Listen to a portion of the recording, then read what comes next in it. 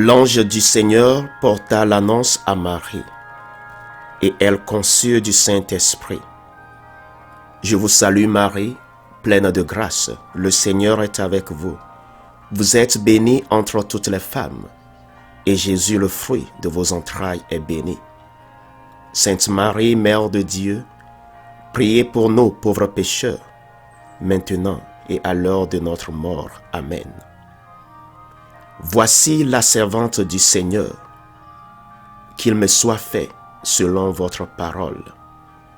Je vous salue Marie, pleine de grâce, le Seigneur est avec vous. Vous êtes bénie entre toutes les femmes, et Jésus, le fruit de vos entrailles, est béni. Sainte Marie, Mère de Dieu, priez pour nous pauvres pécheurs, maintenant et à l'heure de notre mort. Amen. Et le Verbe s'est fait chair, et il a habité parmi nous. Je vous salue Marie, pleine de grâce, le Seigneur est avec vous. Vous êtes bénie entre toutes les femmes, et Jésus, le fruit de vos entrailles, est béni. Sainte Marie, Mère de Dieu, priez pour nous pauvres pécheurs, maintenant et à l'heure de notre mort. Amen. Priez pour nous, Sainte Marie, Mère de Dieu, afin que nous devenions dignes des promesses du Christ. Prions le Seigneur. Que ta grâce, Seigneur, notre Père, se répande en nos cœurs. Par le message de l'ange, tu nous as fait connaître l'incarnation de ton Fils bien-aimé. Conduis-nous par sa passion et par sa croix jusqu'à la gloire de la résurrection. Par Jésus, le Christ, notre Seigneur. Amen.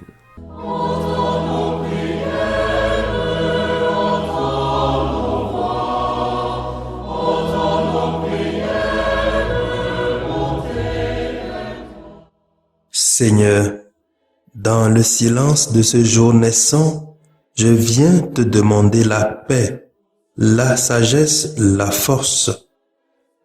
Je veux regarder aujourd'hui le monde avec des yeux tout remplis d'amour, être patient, compréhensif, doux et sage, voir au-delà des apparences tes enfants, comme tu les vois toi-même, et ainsi ne voir que le bien en chacun.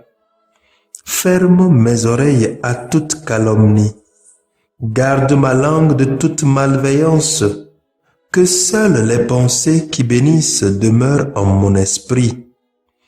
Que je sois si bienveillant et si joyeux, que tous ceux qui m'approchent sentent ta présence. Revêt-moi de ta beauté, Seigneur, pour qu'au long de ce jour, je te révèle. Amen. Abonnez-vous à notre chaîne YouTube et cliquez la cloche de notification pour recevoir nos prochaines vidéos. Écoutons les textes de ce mercredi de la deuxième semaine du Carême, lu par Patience Konouté, sœur de Notre-Dame des Apôtres, et le diacre Guillaume Doucevi de la Société des Missions Africaines, commenté par le Père Raphaël Tchassiwa de la Société des Missions Africaines.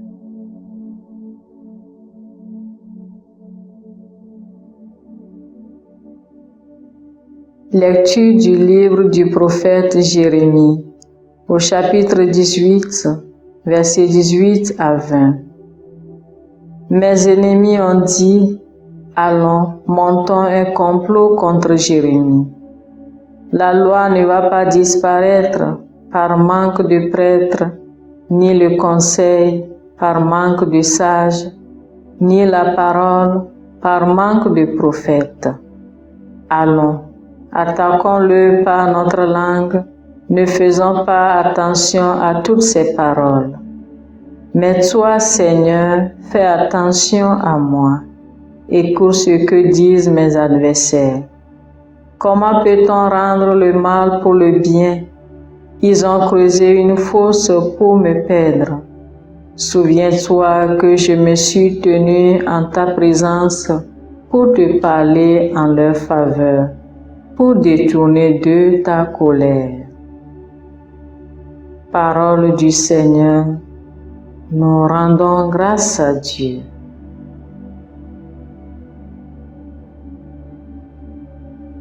Psaume 30. Sauve-moi, mon Dieu, par ton amour. Tu m'arraches au filet qu'ils m'ont tendu, puis c'est toi mon abri. En tes mains je remets mon esprit, tu me rachètes, Seigneur, Dieu de vérité. Sauve-moi, mon Dieu, par ton amour. J'entends les calomnies de la foule, de tous côtés c'est l'épouvante. Ils ont tenu conseil contre moi, ils s'accordent pour m'ôter la vie. Sauve-moi, mon Dieu, par ton amour. Moi, je suis sûr de toi, Seigneur. Je dis, tu es mon Dieu.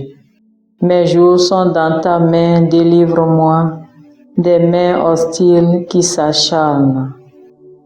Sauve-moi, mon Dieu, par ton amour.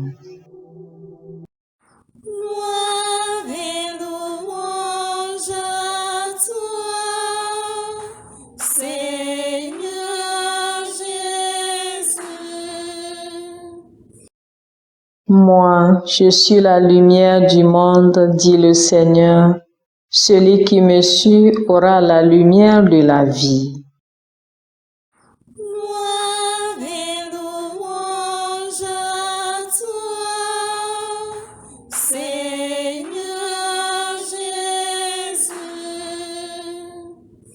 Le Seigneur soit avec vous et avec votre esprit. Évangile de Jésus-Christ selon saint Matthieu. Gloire à toi, Seigneur. Matthieu chapitre 20, les versets 17 à 28.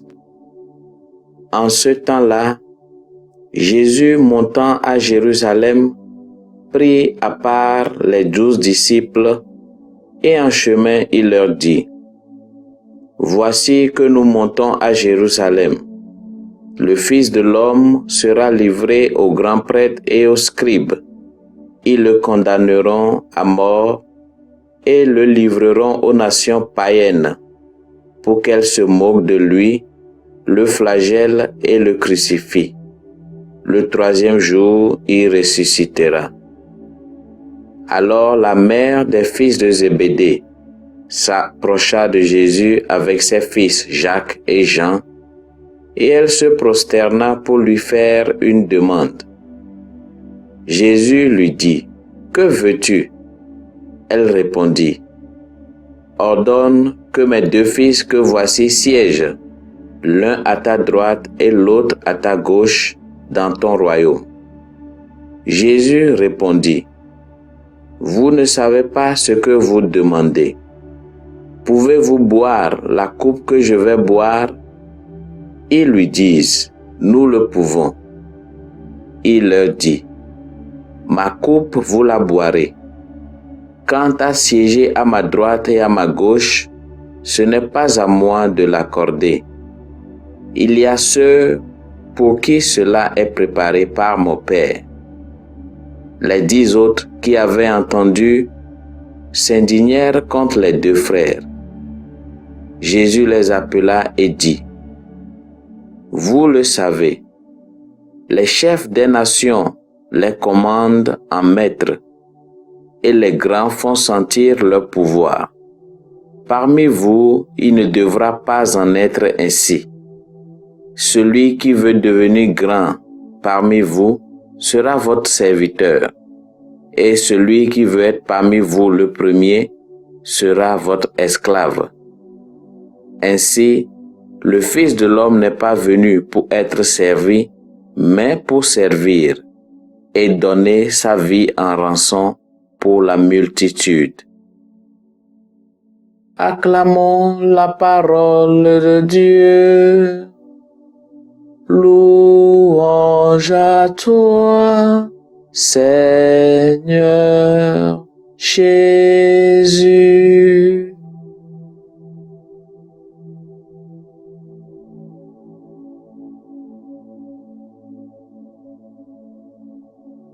Frères et sœurs en Christ, loué soit Jésus-Christ à jamais. Dans la première lecture donnée pour notre méditation en ce jour, Jérémie nous dit: comment peut-on rendre le mal pour le bien? Quand nous regardons autour de nous, nous voyons le mal partout.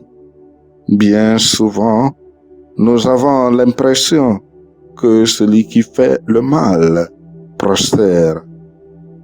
Bien des personnes sont devenues victimes de leurs bonnes actions, tout comme l'a dit le pape François dans son message de Carême 2018 en citant Matthieu 24, verset 12. À cause de l'ampleur du mal, la charité de la plupart des hommes se refroidira. À y réfléchir, on se demande pourquoi repayer à quelqu'un le mal pour le bien qu'il a rendu. De nos jours, beaucoup de personnes ne savent plus à quel saint se vouer. Ils sont nombreux ceux qui ont fait du bien et ont récolté le mal en retour. Alors on se demande, et si telle est la situation, faut-il encore être charitable? Nous sommes invités à ne pas nous laisser distraire. C'est la nature de certains à être méchants. Nous autres, prions que le Seigneur nous délivre du mauvais et n'oublions surtout pas que la charité est le poumon de l'Église. Sans les poumons, comment peut-elle respirer? Que ce temps de carême soit pour chacun et chacune l'occasion de redoubler d'efforts en aimant tout homme sans distinction et que le Seigneur bénisse sa parole dans nos cœurs.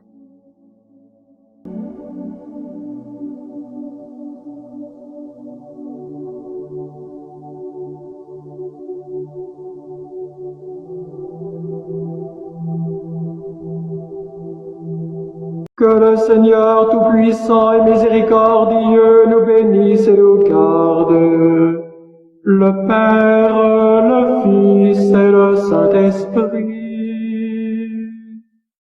Amen. Bénissons le Seigneur. Nous rendons grâce à Dieu.